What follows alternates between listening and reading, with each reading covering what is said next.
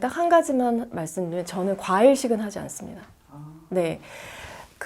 여기서 과일식을 하지 않는다는 의미는 과일이 몸에 좋다고 해서 과일을 이제 한 접시 이렇게 해가지고 그걸 밥 대신에 끼니로 먹는 거예요. 그걸 저는 과일식이라고 정의를 하는데, 한두 조각 먹는 거는 굉장히 좋지만 그거를 다 다른 것들을 안 먹고 그냥 한 끼를 완전히 그냥 과일만 먹는다라고 하는 거는 저는 그건 정말 안 좋은 방법인 것 같아요. 왜냐하면 과일에 좋은 성분들도 많지만 팩트는 지금의 과일이 옛날의 과일이 절대 아니에요. 그래서 저는 그런 샤인머스켓 같은 포도 같은 것도 사실 거의 안 먹는데요. 이거는 먹어보면 거의 그냥 가공식품 이상으로 달아요.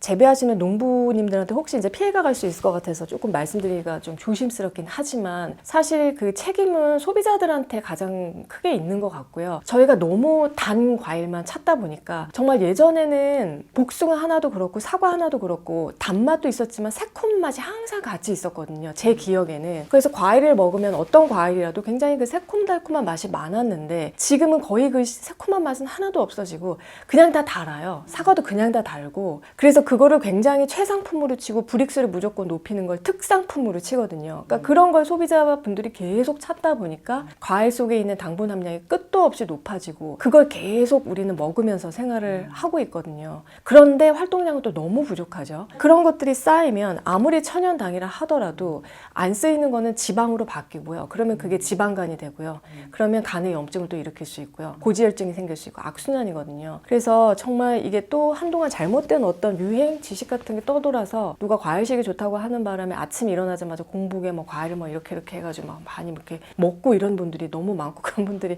이제 환자분들이 오셔가지고 이제 저도 알게 됐는데, 그렇게 자기가 먹는다고 얘기하시는 분들이 꽤 많았어요. 그래서 참 당혹스럽기도 했는데, 옛날의 과일이 지금의 과일이 아니다. 어떤 과일 같은 경우는 정말 가공식품보다 너무 달다.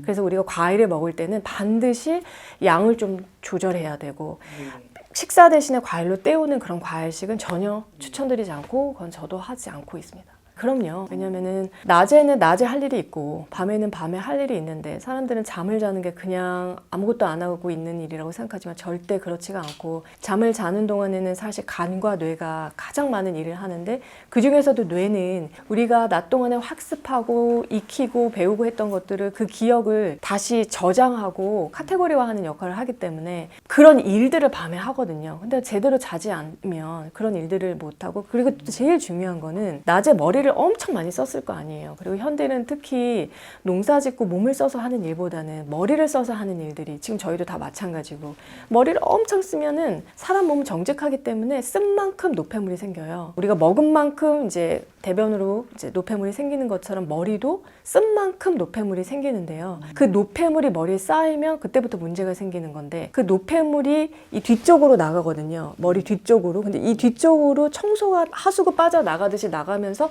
청소가 되는 시간이 밤에 자는 동안이에요. 잠을 나는 5시간만 자도 충분해, 뭐 6시간만 자도 충분해라고 하시는 분들이 있거든요. 그런 분들은 뭐 내가 컨디션을 느끼기에는 그게 큰 문제는 없을지 모르지만 뇌 청소하는 시간의 총량이 부족하기 때문에 굉장히 그거는 본인한테 불리한 걸 하고 있는 거예요. 그래서 물론 유전적으로 이 수면 시간이 짧은 분도 있거든요. 그 수면 유전자가 원래부터 그래가지고, 그게 아니라면은 아직 수면 시간을, 적정 수면 시간은 그런 뇌 청소하는 시간까지 다 고려해서 7, 8시간 정도라고 학계에서는 얘기를 하고 있어요. 그래서 중요합니다. 운동을 따로 한다라고는 생각 안 해요. 그러니까 제 머릿속에 운동의 개념은 내가 어디 가서 운동을 해야 된다 이런 게 아니고, 그냥 저는 제가 씻는 거하고 운동이 그냥 하나의 세트예요.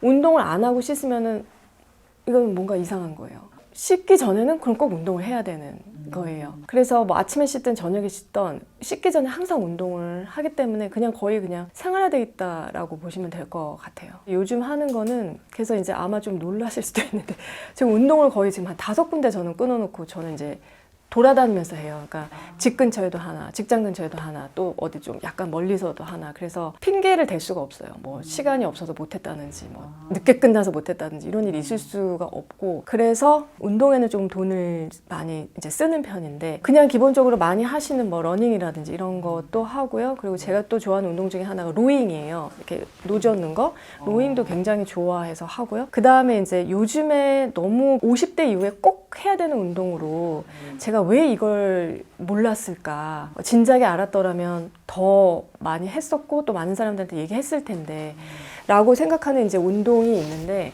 근력 운동이 아니고요. 많은 분들이 이제 근력 운동만 생각을 또 하세요. 근데 그게 맞긴 맞는데 사실 그거보다 진짜 50대 이후에 필요한 운동은 관절을 유연하게 하는 운동이에요. 그래서 그거를 이제 전문 용어로 얘기하면 ROM 운동이라고 해서 Range of Movement, 그러니까 관절이 움직이는 그 범위, 가동 범위를 넓히는 운동인데요. 그게 중요한 이유는 사람이 항상 그 자기가 주로 하는 동작들이 있기 때문에 뭐 운동을 하면 이렇게 뭐 카메라를 만지면 한 요 정도까지 보통은 그 범위 안에서 관절을 많이 쓰거든요. 그리고 오른손잡이면 모션이 이제 이렇게 된다든지 그래서 그 범위가 점점점 줄어들어요. 어렸을 때는 이만큼을 쓰다가요. 이제 쓰는 그 동작들이 점점점 작아지고 줄어들고 이제 그렇게 되면은 예전에는 이만큼 썼던 관절을 만약 어깨 관절을 내가 이만큼 주로 썼는데 지금은 요만큼밖에 안 쓴다고 하면은 그러면 이쪽으로 도는 혈액 공급량이 현저하게 떨어져요. 혈액순환이 정말 안 되는 거죠. 그래서 중요한 관절들, 목 관절, 어깨 관절, 고관절, 뭐 무릎 관절, 모든 관절 다 마찬가지로 점점 그 나이가 들면 안 쓰고 있으면 점점 굽고 가동 범위가 줄어들면서 혈액 순환은 더 떨어지고 이제 이렇게 되기 때문에 점점 약해지는 일밖에 안 남았어요. 근데 그런 상태에서 만약에 근력 운동 그냥 해버리잖아요. 그럼 자세도 안 나오고 안 좋은 자세로 굳혀지기 때문에 오히려 부상에 더 취약해지는데 ROM 운동을 관절 운동을 하면서 관절을 유연하게 하면서 근력 운동을 같이 하면은 이거는 결과가 너무 달라요.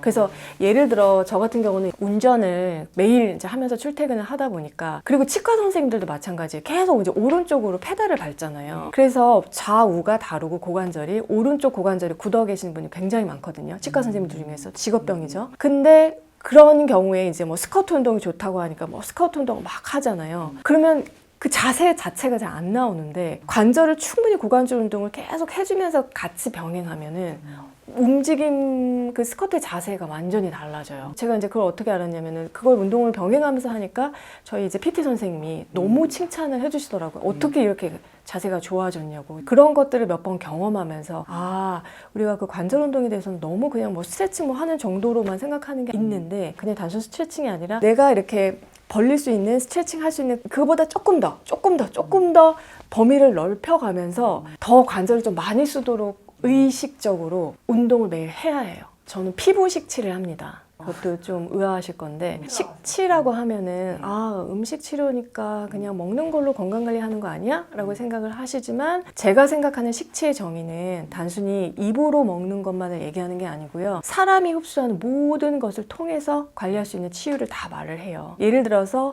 눈에 보이진 않지만 피부를 통해서 흡수할 수 있는 거라든지 코를 통해서 마셔서 흡수할 수 있는 거라든지 일단 기본적으로 사람이 흡수하는 그런 모든 방법들을 다 저는 식치라고 얘기를 하거든요. 왜냐면 지금 시대가 변했기 때문에 예전에는 그냥 음식으로 관리하는 걸 식치라고 했다면 지금은 패치도 붙이고 여러 가지 좋은 정말 기술들이 많이 나오잖아요. 그 식치 정의도 저는 사실 재해석이 돼야 된다라고 생각을 해서 제가 나름의 이제 개념은 그런데 제가 말하는 이제 피부 식치는 예를 들면은 제가 이제 스트레스를 이완하는 방법으로 많이 활용하는 것들이 아로마 요법 같은 경우도 대부분이죠. 아로마가 이제 그 식물이 가진 독특한 향을 이용해서 이제 하는 건데 그 향에도 음향이 있거든요. 무거운 향이 있고 가벼운 향이 있거든요. 그래서 이 사람의 음향의 그 밸런스가 어떻게 깨져 있느냐에 따라서 어떤 향을 쓰면 도움이 될 수 있고 어떤 향을 쓰면 도움이 안 될 수 있어요. 예를 들어서 흔하게 많이 알려져 있는 아로마 향 중에 대표적인 게 라벤더잖아요. 아마 라벤더는 웬만한 분 다 아실 것 같은데 라벤더가 무조건 좋은 게 아니라 저혈압인 분들이 라벤더 향을 맡으면 혈압이 더 떨어지면서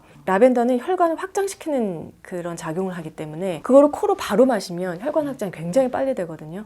그러면 확장이 되니까 이제 갑자기 핑 돌면서 어지러울 수가 있어요. 그래서 혈압이 약간 높은 분들한테는 아로마가 굉장히 좋은 요법이지만 그리고 막 이제 열을 받고 막 열이 막 오르고 막 이런 상태에서 혈압도 막 올라 있는 상태에서는 그렇게 아로마를 활용하면은 이게 이제 이완시키는 그런 작용이 되지만 오히려 저혈압인 분들이 아로마를 통해서 내가 피부 식치를 한다 그러면 그때는 반대로 혈압을 좀 높여주는 그런 작용을 가진 조금 더 양적인 성질을 가진 아로마 예를 들면 로즈마리 같은 경우가 그렇거든요. 로즈마리 같은 경우는 향을 싹 맡으면 혈관이 싹 수축이 되면서 혈압이 좀 살짝 올라요. 그럼 기운도 좀 나죠. 일종의 먹는 걸로 치면 카페인 같은 역할을 한다고 해야 될까요?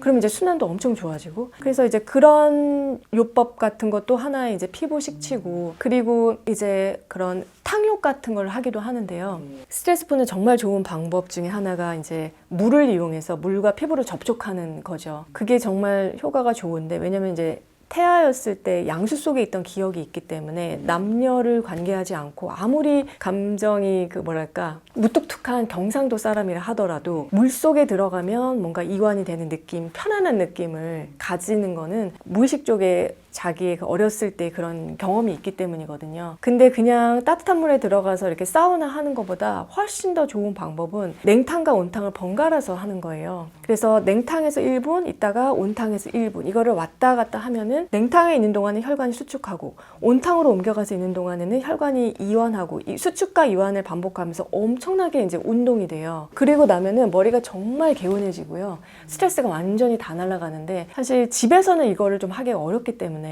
특히 저는 이런 스트레스 이완법 같은 경우는 여행 가서 많이 풀어요. 여행 가서 여독이 있을 때 여독을 푸는 방법 중에 하나로 운동하는 것도 있지만, 사실 운동할 힘도 없다고 하면은 그때는 그냥 숙소에 있는 사우나 같은 데 가서 냉온욕을 꼭 해요. 그러면 정말 뭐 붓기도 다 빠지고 다 풀려요. 숙취도 다 풀리고요. 제가 생각하는 그 안정이라고 하는 거는, 사람이 안정, 불안한 마음을 잡고 안정을 찾기 위해서 가장 중요한 거는 연결성이라고 봐요. 한의학과 양의학의 가장 큰 차이점은 한의학에서 침뜸 한약을 쓴다가 아니라고 저는 생각을 하고요. 양의학하고 한의학이 다른 가장 근원적인 그 본질의 차이점은 연결성이라고 봐요. 한의학에서는 인체의 모든 게 다 연결돼 있다고 보고, 반대로 양의학에서는 그냥 일단 따로따로 보죠. 눈은 눈, 뭐 소화기는 소화기. 그래서 연결돼 있다기보다 여기는 이제 분절을 다 지어가지고 그것만 아주 뎁스 있게 보고, 한의학에서는 똑같이 눈을 치료하더라도 몸 전체와 어떻게 연결되어 있는지를 보고 치료를 하거든요. 그게 어떻게 보면은 사람하고 질병을 바라보는 관점의 차이기도 하면서 세상을 바라보는 관점의 차이기도 하는데, 제가 한의학을 공부하다 보니까 어찌 보면 이런 관점을 갖게 된 것일 수도 있는 것 같아요. 정서적 안정호에서 사람은 함께 있는, 사람 인자도 같이 있는 거잖아요. 기대에 있는 거잖아요. 그래서 제일 중요한 거는 서로 보이던 보이지 않던지 간에 내가 그런 강한 유대 관계, 연결돼 있다는 그런 고리가 굉장히 중요한 것 같은데, 그게 없어지고 어느 순간부터 단절돼 있다고 느끼는 순간부터 불안한 것 같아요. 그런 거 못 느껴보셨나요? 이제 운전을 하는데 막 고속도로 같은 길을 막 가는데 앞에 좀 차들이 이렇게 있고 있을 때는 하나도 불안함이 없어요. 그냥 이렇게 따라가면 되고 막. 그런데 어느 순간 갑자기 앞에 가는 차가 하나도 없고 길도 약간 좀 어둡고 이러면은 이게 너무 혼자 있나? 막 이런 생각이 들면서 오히려 약간 저는 더 불안해지기도 하더라고요. 앞에 이제 인도하는 차들이 없으니까. 그래서 좋은 사람하고 에너지를 나누어서 내가 거기서 연결고리를 찾는다든지, 아니면 근데 꼭 사람하고만의 어떤 나누는 게 그게 어떤 연결은 아니고요. 우리가 혼자 있을 때도 있잖아요. 그리고 혼자 있는 걸 더 좋아하는 사람들도 있잖아요. 근데 혼자 있는 사람들은 그렇다고 집에 그냥 우두커니 가만히 있는 게 절대 아니거든요. 반드시 어딘가에 연결이 돼 있어요. 그거를 이제 저는 그 앙커링 포인트라고 하는데, 닻을 어딘가에는 다 걸고 있거든요. 예를 들어 자연하고 앵커링 포인트를 가지고 있는 사람들이 있어요. 혼자 있지만 항상 산책하고 나무를 기르고 또 나무가 있는 곳에 가서 교감하고 에너지를 나누고 피톤치드를 마시고, 그게 그 사람이 나름대로의 그 자연과의 연결고리를 갖고 그거를 되게 공고히 하는 그런 과정이고, 그런 걸 통해서 본인이 굉장히 정서적 안정을 느끼는 것이거든요. 사람과 그렇게 교류해서 안정을 느끼는 사람도 있고, 어떤 사람은 사람보다는 어떤 자연이라는 매체를 통해서 그렇게 해서 안정을 느끼는 경우도 있고, 아니면 요즘에 펫도 많으니까 펫을 통해서 그런 연결성을 느끼면서 안정을 찾는 분도 있고. 근데 내가 어떤 걸 통해서 했을 때 더 내가 이제 깊게 좀 안정이 되느냐는 그거는 사람마다 다른 것 같아요. 요즘에는 혼자 사는 분들이 많아지고 싱글이신 분들이 많아지니까 가족이랑 다 같이 연결이 돼서 살면 좋겠지만, 이제는 그 전통적인 개념의 그 가족이라는 게 많이 달라질 것 같거든요. 예전에 전통적으로 가족이라고 하면 보수적인 그런 개념은 엄마, 아빠, 아들, 딸 뭐 이렇지만, 이제 앞으로는 그게 아니라 가족이라고 할 때는 아주 늙으신 어머니, 아버지와 딸 3인 가족이 될 수도 있는 거고요. 아니면 이제 뭐 어머니 아버지 아무도 없고 나하고 펫하고 2인 가족이 될 수 있는 거고요. 저는 이제 앞으로 휴머노이드 로봇에 큰 기대를 걸고 있어요. 그게 가족 구성원의 아주 중요한 가족 구성원이 될 거라고 생각을 하고요. 그래서 많은 3인 가족들이 지금 이제 싱글 나 혼자 산다 해서 나오지만 싱글들이 많지만 싱글과 펫과 휴머노이드 로봇이 3인을 이루는 그런 가족 구성원이 굉장히 많아질 거라고 생각을 하고 그렇게 되면 정말 좋겠다. 네, 많이 기대하고 있습니다. 아마 이제 MBTI도 로봇별로 제가 이제 선택할 수 있지 않을까 싶어요. 나랑 가장 그 취향에 잘 맞는, 성격적으로 잘 맞는 로봇도 내가 선택해서 렌탈할 수 있는 그런 시대가 올지 않을까라고 생각하고, 그래서 이제는 그냥 가족이라는 개념이 이제 식구죠, 식구. 같이 밥 먹고 사는 이제 멤버인데 굉장히 중요한 가족 구성원이 될 것 같아요. 저는 자연하고도 굉장히 연결성이 있는 것 같고요. 사람들하고는 사실 큰 게 아주 사람들한테 많이 기대고 의지하고 에너지를 얻는 건 아닌 것 같아요. 그러니까 진짜 내가 에너지를 이제 얻을 때는 보통은 이제 사람들을 피해서 저는 약간 이제 동굴 속으로 들어가는 스타일 같고 오히려 자연하고 많이 좀 연결성을 가지는 것 같아요. 그때 되게 마음의 편안함을 얻고 그런 것 같아요. 매일 아픈 사람을 보다 보니까 매일 어찌 보면 정화 작업을 해야 되거든요. 이제 씻어내야 되고. 그래서 뭐 그때마다 뭐 멀리 가서 뭐 그런 건 못하고 그냥 하다못해 그냥 동네 뒷산이라도 아니면 여기 서울숲이라도 그냥 내가 항상 편안하게 갈 수 있는 곳들 그냥 가는 거죠. 아니면 그냥 길 가다가 얼마 전에는 정말 벚꽃 시즌이었으니까 그냥 그 벚꽃 보는 것만으로도 너무 이렇게 도움이 되고 뭐 이런 거죠. 뭐. 음식도 좀 장을 살리는 음식을 먹는 게 중요한 것 같아요. 그러니까 나를 위해서도 먹지만 내 장 안에 살고 있는 좋은 균들이 먹을 수 있는 음식을 많이 먹어줄수록 유리하다. 왜냐면 그들하고 공생해서 가야 되기 때문에. 그래서 이제 많이들 유산균도 드시고 하시지만 그거로는 너무 부족하고요. 그래서 평상시에 이제 내가 먹는 음식들이 나를 위한 음식도 있지만 항상 장을 생각해서 조금 음식을 먹었으면 좋겠다. 그럼 어떤 음식들이 도움이 되느냐 했을 때 MAC, 맥푸드라고 해서 장에 유리한 음식들이 있거든요. 그래서 궁금하신 분들은 한번 찾아보시면 좋을 것 같고요. 두 번째는 염증 관리를 반드시 하세요라고 말씀을 드리고 싶은데, 왜냐하면은 지금 100세 시대에 많은 5가지 대표적인 질환이 혈압, 당뇨, 그리고 치매, 관절염 뭐 이런 것들인데요. 비만까지. 근데 이것들이 어찌 보면 다 염증성 질환이거든요. 비만도 염증이고 당뇨도 염증이고 다 염증이에요. 그래서 염증을 가볍게 여기지 말고 몸 안에 어딘가라도 만성적인 염증이 있다면 그거는 내 몸이 좀 잘못되어 있다는 신호이기 때문에 방치하지 마시고 꼭 관리하시라 라는 말씀을 좀 드리고 싶고요. 세 번째는 그냥 단순히 건강하기 위해서만 노력하는 게 아니라 근육은 탄탄하고 관절은 유연하고 그리고 피부는 맑게 유지하는 게, 그게 굉장히 어떻게 보면은 보기에도 좋고 활동하기도 좋지만 그게 사실은 내 몸 건강이 밖으로 다 드러나는 거기 때문에 피부도 잘 관리하는 게 저는 굉장히 의미 있는 일이라고 생각을 하고요. 귀는 사실 정말 그 인체의 축소판이라서 이 귀에 내 지금 내부적으로 건강 상태가 어떤지 다 드러나 있고요. 몸 상태가 안 좋으면 그거에 따라서 귀가 다 변형이 돼요. 어디에 염증 있는 것도 다 보이고요. 또 반대로 내가 그 필요한 부위를 잘 만져주고 귀 마사지를 잘 해주면 내가 병원에 10번 갈 거를 3번으로 줄일 수 있거든요. 왜냐면 뭐 조금 아프다고 매번 병원 갈 수는 없기 때문에.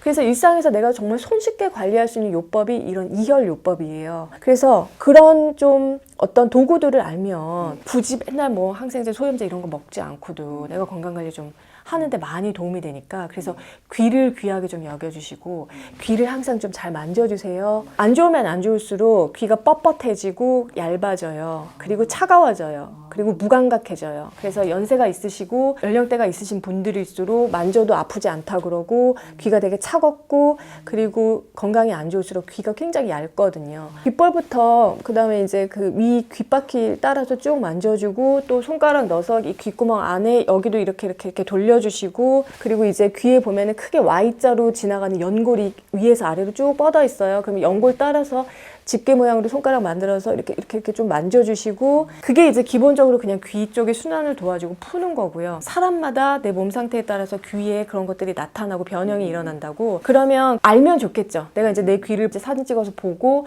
이제 그런 거에 대해서 내가 좀 공부를 하면 내가 지금 이 부분이 안 좋다 알 수 있잖아요. 그럼 특히 그 부분을 집중적으로 마사지를 좀 해준다든지, 아니면 쌀알 같은 거, 요즘에 이열 패치 같은 거 있거든요. 그런 거 좀 사서 붙인다든지, 아니면 쌀알 같은 거 스티커에 해가지고 좀 붙여놓는다든지, 그럼 이러면서 좀 꾹꾹 자극이 될 수 있도록 해주면 풀린다는 거죠. 두 가지인데요. 모든 전문가들이 두 부류가 있는 것 같아요. 내가 그게 의사가 됐던 뭐 이제 마사지사가 됐던 뭐 어떤 전문가든지 간에 내가 학교에서 배운 거 잠시 잠깐 그 배운 걸 가지고 그냥 평생 이용해서 그냥 계속 가시는 분이 있고, 그게 아니라 계속 꾸준히 정진해서 공부하고 또 배우고 생각하고 이러면서 계속 조금씩 발전해 가시는 분이 있는데, 그러니까 크게 얘기하면 공부를 안 하는 전문가가 있고요, 공부를 하는 전문가가 있는 것 같아요. 근데 저는 공부하는 전문가가 되고 싶고, 그리고 제가 결국 바라는 거는 이 사람 스스로가 깨쳐서, 이 사람 스스로가 지혜로워져서 적어도 자기 몸이 어떻고 나는 어떤 체질이고 어떤 그런 기질을 타고났고, 그래서 어느 부분이 취약하니까 어디를 좀 조심해야 되고, 그리고 어느 부분에 강점이 있고, 이런 것들을 기본적으로 알고 있어야 된다고 생각하고, 그래서 그러면 어떤 음식이 좋고 어떤 음식이 나쁘고, 그런 거를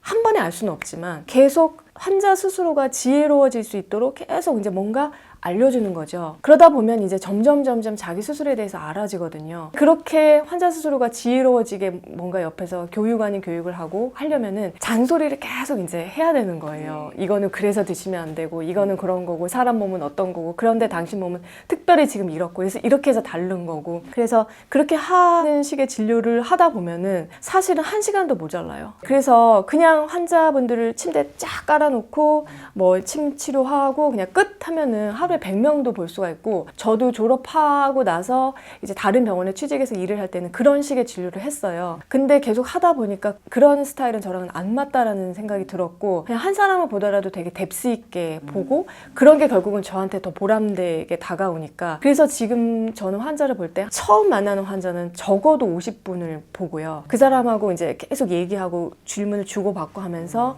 이제 많은 정보를 얻어내려고 하고, 그런 식으로 하다 보니까 하루에 볼 수 있는 환자 수가 몇 명이나 되겠어요. 아침에 3명, 뭐 4명, 뭐 오후에 3, 4명, 10명이 안 되는 경우도 많거든요. 그래서 제가 사실 어떻게 보면 지금 진료를 하고 환자를 보고 뭐 하는 것은 돈을 벌기 위해서라기보다는 그 제가 생각하는 어떤 그런 가치? 내가 생각하는 의사의 역할? 이 무엇일까를 놓고 보면, 그냥 단순히 뭐 아픈데 그냥 낫게 해주고 끝나는 게 아니라 결국은 이 사람이 자립해서 스스로 설 수 있게끔 내가 끌어주는 역할까지가 나의 역할이 아닐까라고 생각하다 보니까 지금 이런 식의 이런 패턴의 진료를 하고 있는 것 같아요. 좀 적게 벌면 됩니다.